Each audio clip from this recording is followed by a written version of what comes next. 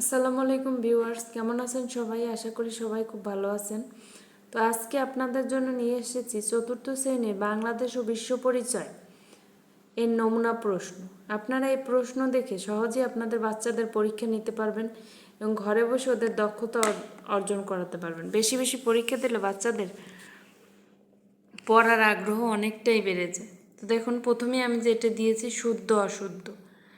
নাম্বারে আমি বলেছি বাংলাদেশে 60টি ঋতু আছে। আসলে এটা কি সত্যি না মিথ্যা বলুন? এটা অবশ্যই সত্যি নয়, তাহলে এটা হবে কি অশুদ্ধ। এখানে আবার 6টি ঋতু আছে। বাংলাদেশের জলবায়ুকে 3 ভাগে ভাগ করা যায়, এটা সত্যি। তারপর নাম্বার হচ্ছে গ্রীষ্মকালে তাপমাত্রা হয় 35 ডিগ্রি সেলসিয়াস,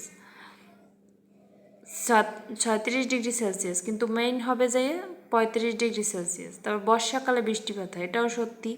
শীতকালে তাপমাত্রা বাড়তে থাকে, না এটা মিথ্যা, এটা হচ্ছে অশুদ্ধ, কেননা শীতকালে তাপমাত্রা কমতে থাকে। এরপর দেখুন আমি যেটা দিয়েছি অল্প কথায় উত্তর। এই যে প্রশ্নগুলো আমি দিয়েছি কোন পৃষ্ঠা থেকে সেটা আপনারা দেখে নিতে পারেন। এই যে আমি বইতে দেখাচ্ছি, এটা হচ্ছে জলবায়ু অধ্যায়, এটার পৃষ্ঠা নাম্বার হচ্ছে 54। তো দেখুন, এরপরে আমি অল্প কথায় উত্তরে চলে যাই। এখানে আছে কোন ঋতুটি তোমার সবচেয়ে পছন্দের? বর্ষাকালে গড়ে কী পরিমাণ বৃষ্টিপাত হয়? কোন ঋতুটি চাষাবাদের জন্য উপযোগী? শীতকালে কোন মাস থেকে শুরু হয়ে কোন মাস পর্যন্ত স্থায়ী? বছরের সবচেয়ে উষ্ণ মাস কি? এগুলো সব কিছুর উত্তরই কিন্তু এই পৃষ্ঠাটার ভিতরেই আছে, এবং এর সাথে আমি অ্যাড করেছি এই যে এইখান থেকে এই প্রশ্নগুলো এবং এই বাম ডানটা, এই যে দেখেন, এগুলো দিয়ে আপনারা সহজেই বাসায় বসে ওদের পরীক্ষা নিতে পারবেন এবং ওদের দক্ষতা বাড়াতে পারবেন। এরপরে দেখুন পরের প্রশ্নে আমি যাই।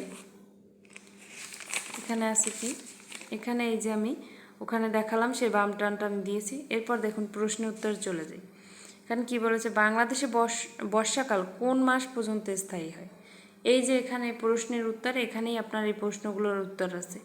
বাংলাদেশে বৃষ্টির উপর বঙ্গোপসাগরের প্রভাব বর্ণনা করে। এখন বলেন এই প্রশ্নটা আমি কোথা থেকে দিয়েছি?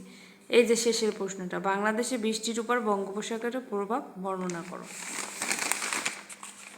এরপরে দেখুন একটা আমি প্রশ্ন দিয়েছি, বাংলাদেশের কোন অঞ্চলে সবচেয়ে বেশি শীত পড়ে? এই উত্তর কিন্তু এই পাশে আছে, দেশের উত্তরাঞ্চলে শীতকাল বর্ণনা করো। এই প্রশ্নটা আমি এইখান থেকে দিয়েছি, দেশের উত্তরাঞ্চলে শীতকাল বর্ণনা করো। এরপর দেখো বাংলাদেশের ঋতুগুলোর নাম লেখো, এটা তো ওরা সবাই পারে। গ্রীষ্মকাল সম্পর্কে বর্ণনা করো। এই যে এখান থেকে আমি প্রশ্নটা দিয়েছি গ্রীষ্মকাল, এটা দিয়ে এটা দেওয়া যাবে। তো ভিউয়ার্স সবাই ভালো থাকবেন, আবার একটি নতুন ভিডিও নিয়ে আপনাদের মাঝে আমি আবার উপস্থিত হব।